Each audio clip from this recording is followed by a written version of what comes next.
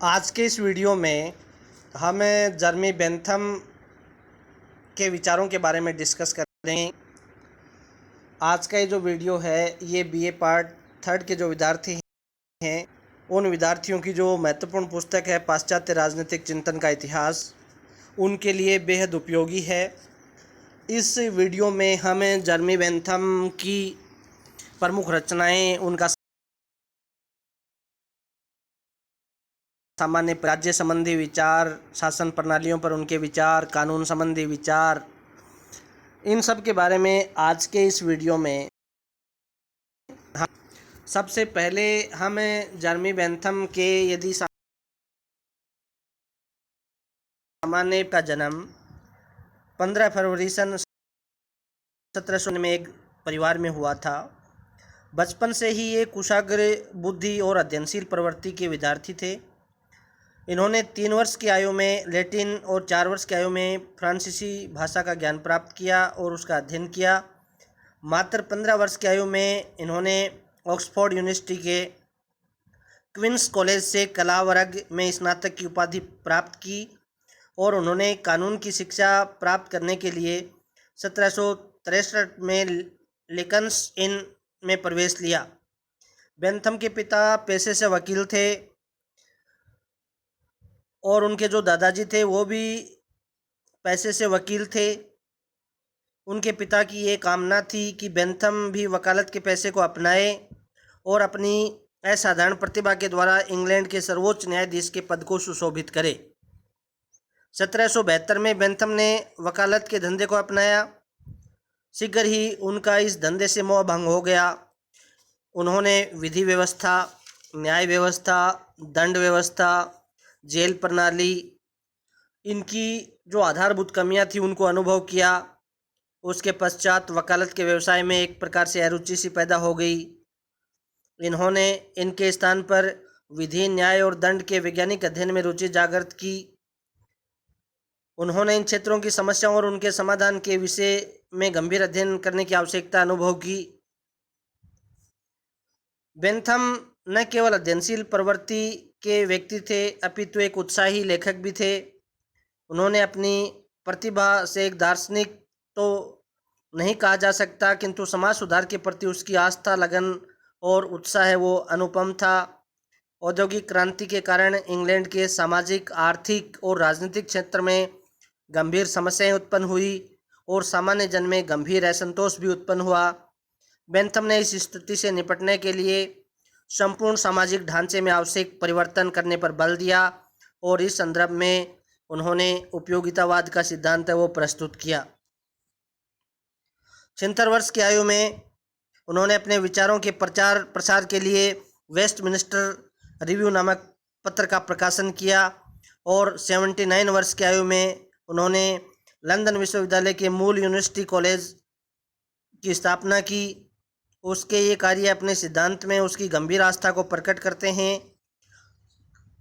6 जून 1832 को बेंथम की मृत्यु हो गई और अंतिम सांस तक उन्होंने अपने दर्शन के प्रति निष्ठावान कार्य किया। उन्होंने अपने उपयोगितावादी दर्शन के अनुसार ही अपनी वसीयत में यह इच्छा प्रकट की कि उनका जो मर्त शरीर है वो चिकित्सा शास्त्र के शोधकर्ताओं को सौंप दिया जाए। एक मर्त शरीर की यही उपयोगिता संभव थी। आज भी उसका अस्थिपंजर यूनिवर्सिटी लंदन कॉलेज में शीशे की अलमारी में सुरक्षित रखा हुआ है।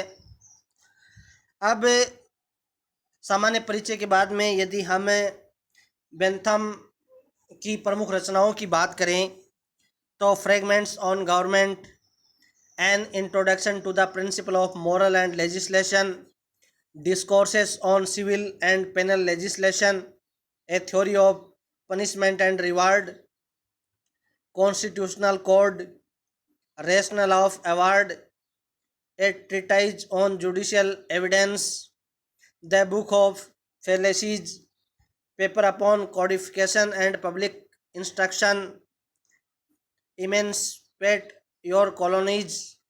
तो ये कुछ महत्वपूर्ण रचनाएं थी बेंथम की। इन रचनाओं में फ्रेगमेंट ऑन गवर्नमेंट और डिस्कोर्सेस ऑन लेवियस जो है, इन पुस्तकों को महत्वपूर्ण पुस्तकों में शामिल किया गया है। बेंथम जो है जैसा कि मैंने आपको बताया है कि बेंथम ने उपयोगितावाद का सिद्धांत दिया, इसलिए बेंथम को उपयोगितावाद का जनक या पिता के रूप में संबोधित किया जाता है। यद्यपि बेंथम से पूर्व उपयोगितावाद की जो शुरुआत है वो करने का श्रेय जो एपिक्यूरस दर्शन है उसको दिया जाता है, प्रस्तुत किया था। चारवाक जो दर्शन है उसमें भी उपयोगितावादी सिद्धांत के दर्शन हमें दिखलाई देते हैं, क्योंकि चारवाक दर्शन में स्पष्ट शब्दों में यह कहा गया है कि जब तक जियो घी पीकर जियो, यदि आपके पास में पैसे नहीं हैं तो उधार लेकर भी घी पियो। तो ये जो दर्शन है ये एक प्रकार से उपयोगितावादी दर्शन है। तो चारवाक दर्शन में भी हमें उपयोगितावाद के जो बीज हैं वो बेंथम के उपयोगितावाद से पहले दिखलाई पड़ते हैं। उपयोगितावादी सिद्धांत को आगे बढ़ाने का जो श्रेय है वो चारवाक दर्शन के पश्चात हचेसन व प्रिस्टले को भी दिया जाता है। प्रिस्टले ने अपनी प्रसिद्ध पुस्तक शासन पर निबंध के अंतर्गत अधिकतम लोगों के अधिकतम हित या कल्याण की बात कही, जो एक प्रकार से आगे चलकर बेंथम के उपयोगितावाद का आधार बनी। हचेसन ने 1755 में एक बुक प्रकाशित की जिसका नाम था सिस्टम ऑफ मॉरल्स। इस पुस्तक के अंतर्गत उपयोगितावादी सिद्धांत का समर्थन किया गया, और ये जो किताबें और जो लेखक थे और इनकी जो विचारधाराएं थी या इनके जो सिद्धांत थे जिन्होंने अधिकतम लोगों के अधिकतम कल्याण या हित की बात की, यही आगे चलकर एक प्रकार से बेंथम के उपयोगितावाद के आधार बने। बेंथम के यदि उपयोगितावादी सिद्धांत की हम बात करें तो बेंथम ने स्पष्ट शब्दों में कहा है कि उपयोगितावाद एक ऐसी विचारधारा है जो अधिकतम लोगों का अधिकतम हित या कल्याण चाहती है। बेंथम के अनुसार मनुष्य सुखों को प्राप्त करना चाहता है और दुखों से बचना चाहता है। जो वस्तु व्यक्ति को आनंद पहुंचाती है या सुख पहुंचाती है वह वस्तु उसके लिए उस व्यक्ति के लिए उपयोगी है, और जिन वस्तुओं से व्यक्ति को हानि या पीड़ा या कष्ट होता है वह उसके लिए अनुपयोगी है। बेंथम ने जो उपयोगितावाद का जो सिद्धांत दिया इसके अंतर्गत नैतिकता की परंपरागत उनका बेंथम से पूर्व प्राकृतिक नियम और जो ईश्वरीय कानून थे उनको नैतिकता का आधार समझा जाता था। बेंथम ने इसका घोर विरोध किया और ये कहा कि उपयोगिता को नैतिकता के आधार के रूप में स्वीकारा जाना चाहिए। बेंथम ने अपने उपयोगितावादी सिद्धांत में ये बतलाया कि प्रकृति सभी मनुष्यों को दो स्वामियों के अधीन रखती है। ये दो स्वामी कौन हैं? तो इसके अंतर्गत बेंथम ने ये कहा कि सभी मनुष्य जो हैं उनको प्रकृति सुख पहला स्वामी और दुख दूसरा स्वामी है उनके अधीन रखा है। सुख और दुखों का वर्गीकरण भी बेंथम ने अपने उपयोगितावादी सिद्धांत में किया है। बेंथम ने उपयोगितावादी सिद्धांत में सुख और दुखों का वर्गीकरण करते 14 प्रकार के सुख बतलाए हैं और सुख और दुखों का वर्गीकरण किया है, और 14 प्रकार के सुख और 12 प्रकार के दुखों का वर्णन किया है। अब बेंथम ने सुख और दुख के निर्धारक तत्व भी बतलाए हैं। बेंथम ने सुख और दुख को निर्धारित करने वाले तत्वों की जो संख्या है वो 32 बतलाई है, और यह कहा है कि एक व्यक्ति कितना सुख और दुख ग्रहण कर सकता है वह उसकी प्रकृति और क्षमता के ऊपर निर्भर करता है। बेंथम ने सुख और दुख के जो निर्धारक तत्व बतलाए हैं उनकी जो संख्या है वो बेंथम ने 32 बतलाई है। बेंथम ने सुख और दुखों के स्रोत भी बतलाए हैं। अपने उपयोगितावादी सिद्धांत में बेंथम ने 4 प्रकार के स्रोत बतलाए हैं सुख और दुखों के। पहला है भौतिक स्रोत, यानी प्रकृति के माध्यम से जिस सुख और दुख की प्राप्ति होती है तो वह भौतिक सुख दुख कहलाता है। दूसरा है राजनीतिक स्रोत, यानी संविधान या कानून के माध्यम से जिस सुख और दुख की प्राप्ति होती है तो वह राजनीतिक सुख दुख कहलाता है। तीसरा है नैतिक स्रोत, यानी नैतिक आधार पर जिस सुख दुख की प्राप्ति होती है वह नैतिक सुख दुख के रूप में या नैतिक सुख दुख कहलाता है। धार्मिक स्रोत, धार्मिक मान्यताओं का समर्थन या विरोध करने से जिस सुख और दुख की प्राप्ति होती है उसको धार्मिक सुख और दुख की संज्ञा दी गई है। तो इस प्रकार हम देखते हैं कि बेंथम ने एक प्रकार से अपने जो उपयोगितावादी जो सिद्धांत है उसके अंतर्गत सुख और दुखों के 4 स्रोत बतलाए हैं। इसके अंतर्गत भौतिक स्रोत, राजनीतिक स्रोत, नैतिक स्रोत और धार्मिक स्रोत। अब सुख और दुख मापने के लिए बेंथम ने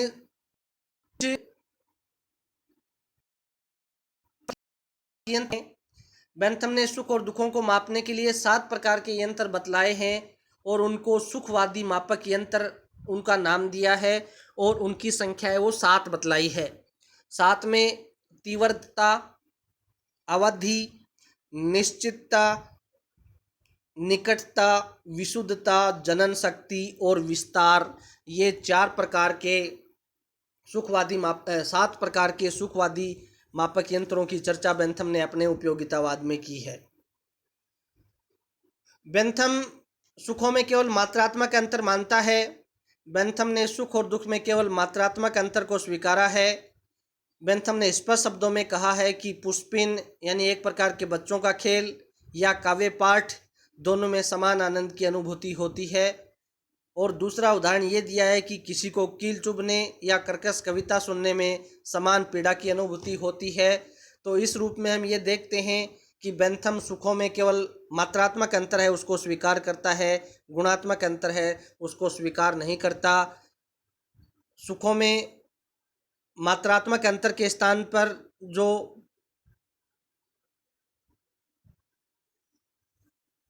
सुखों में मात्रात्मक अंतर के स्थान पर जो गुणात्मक अंतर को स्वीकार करने वाले जो विद्वान हैं वो जे.एस. मिल हैं, जो आगे चलकर बेंथम के उपयोगितावाद में संशोधनवादी उपयोगितावाद का सिद्धांत देते हैं, जिसकी चर्चा हम आगे के जो वीडियो आएंगे उसमें करेंगे।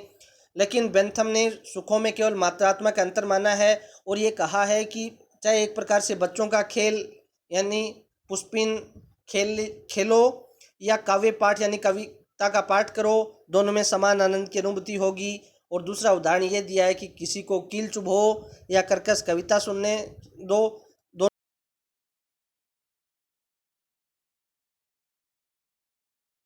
दोनों में गुणात्मक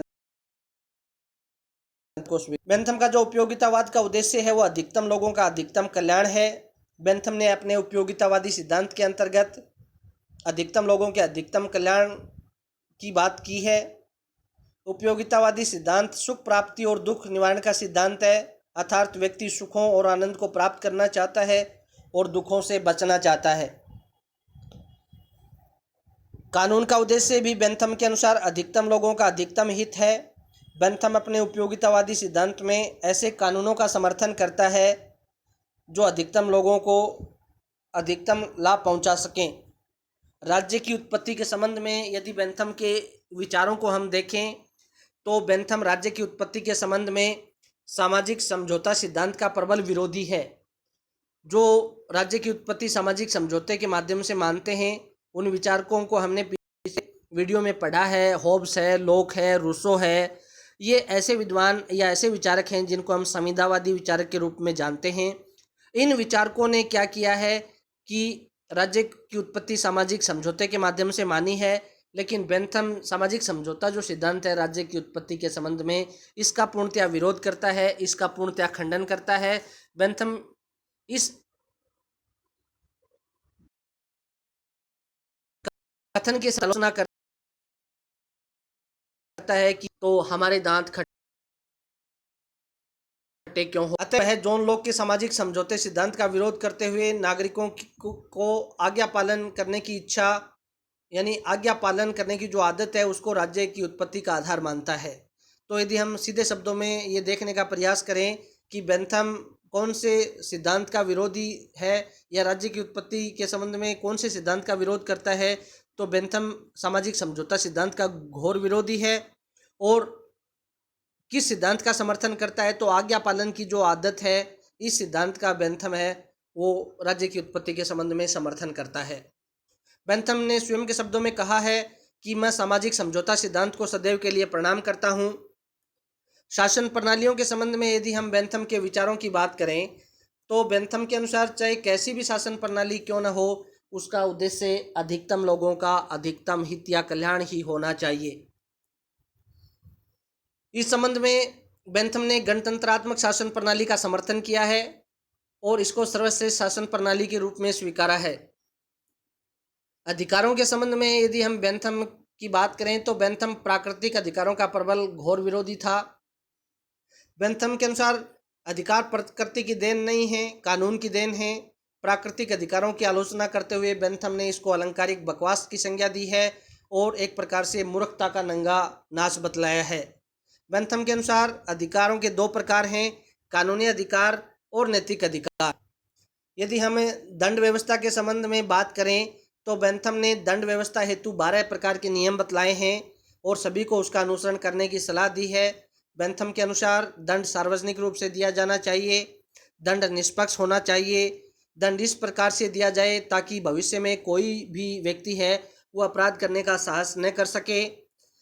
देखिए, बेंथम ने जो न्याय है या जो दंड व्यवस्था है उसके सुधार के लिए ये भी कहा कि अपराधियों का जो दैनिक जीवन है उसमें सुधार किया जाना चाहिए और जेल सुधार की योजना भी बेंथम ने प्रस्तुत की थी, जिसको पेनोप्टिकन योजना के नाम से जाना जाता है।